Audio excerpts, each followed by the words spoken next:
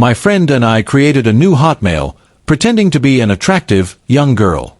We emailed my ex-friend, saying that we liked him and wanted to be with him. No matter how hard we tried, he wasn't taking the bait. We upped the game. My friend hacked into his email account and blocked his access to it. One day during our computer class, my friend and I emailed each other back and forth from the fake girl account to my ex-friend's account, making it seem like he was going to leave his girlfriend for this girl. We screenshotted the pages and dumped them in her locker. About a month goes by. My friend comes up to me, laughing, and tells me I have to come outside. We both went outside, where a group of kids were in a circle.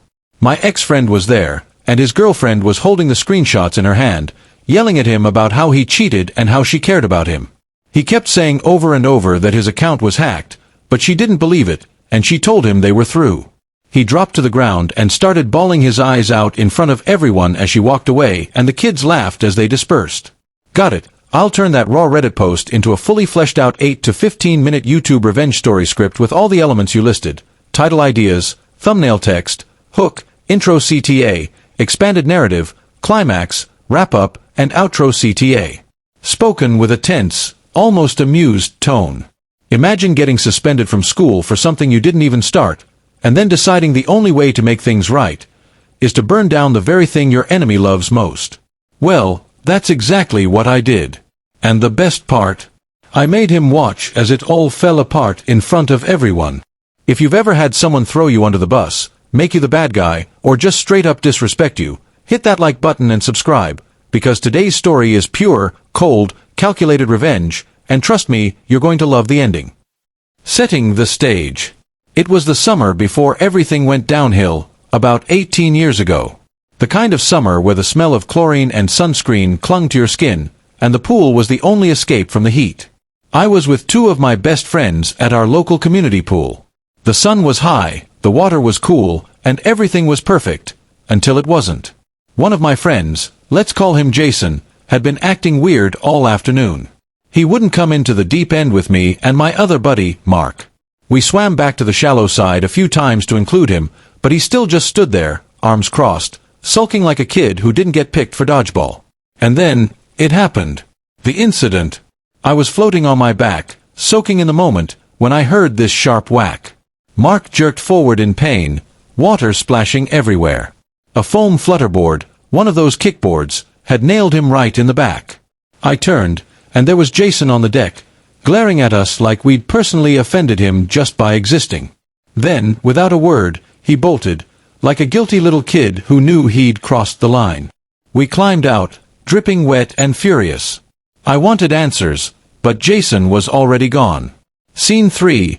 First revenge attempt backfires. That night, still seething, I opened my ancient Hotmail account. This was way before Instagram drama or TikTok callouts. I typed out an email to Jason, mocking his girlfriend. Yeah, not my proudest moment, but I wanted to jab at him where it hurt. The next morning at school, I got called to the vice principal's office. I walked in expecting maybe a warning, but there was a police officer sitting there. Apparently, my email was now a case of cyberbullying. I tried explaining. Jason threw the board first. He started it. But no one cared. The VP stared at me like I was dirt. The officer barely glanced up from his notebook, and before I knew it, I was slapped with a 3-day suspension. That was the moment something inside me shifted. They wanted to ignore my side of the story? Fine. But I wasn't just going to walk away and let Jason win. Scene 4. The plan is born.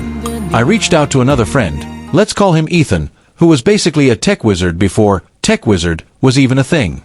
I told him what happened, and without missing a beat, he grinned and said, "All right, let's ruin this guy." Our plan. Catfishing. But not just any catfishing. We were going to make Jason believe someone else wanted him so badly, he'd betray his girlfriend, and then we'd make sure she found out. Scene 5. The setup. We created a brand new Hotmail account for a fake girl.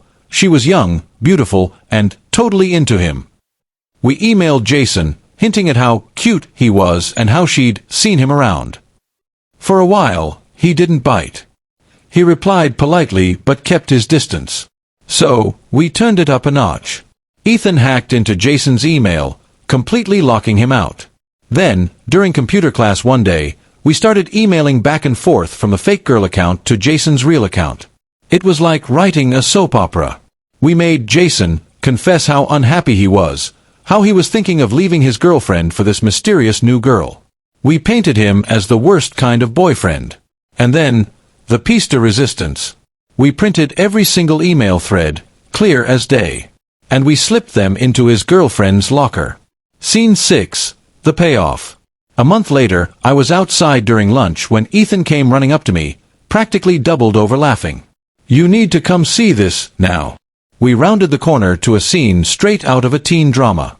A circle of students had gathered. Jason's girlfriend stood there, holding our printed screenshots in her shaking hands, yelling at him loud enough for the whole school to hear. "You're disgusting. I cared about you," she screamed, her voice cracking. Jason, pale and panicked, kept stammering, "It wasn't me. My account was hacked." But no one, especially her, believed him. And then, right there in front of everyone, she said the magic words, "We're done." She turned and walked away. Jason dropped to his knees, tears streaming down his face, begging her to listen. But she never looked back. The crowd dispersed, laughing, whispering, shaking their heads. And me? I just stood there, watching the poetic justice unfold. Jason wasn't just embarrassed. His reputation tanked. People whispered about the cheating emails for weeks. He avoided the cafeteria, skipped classes, and the best part? He never once figured out it was me and Ethan behind it all. That image, him crumpled on the ground, clutching those papers, is burned into my memory. And yeah, I'm not going to lie, it was incredibly satisfying. Looking back, I know it was petty. I know it was elaborate. But sometimes, justice doesn't come in the form of a fair trial.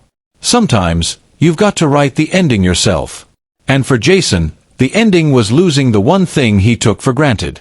If this story gave you chills or made you smile, smash that like button, and tell me in the comments, what's the most satisfying revenge you've ever seen?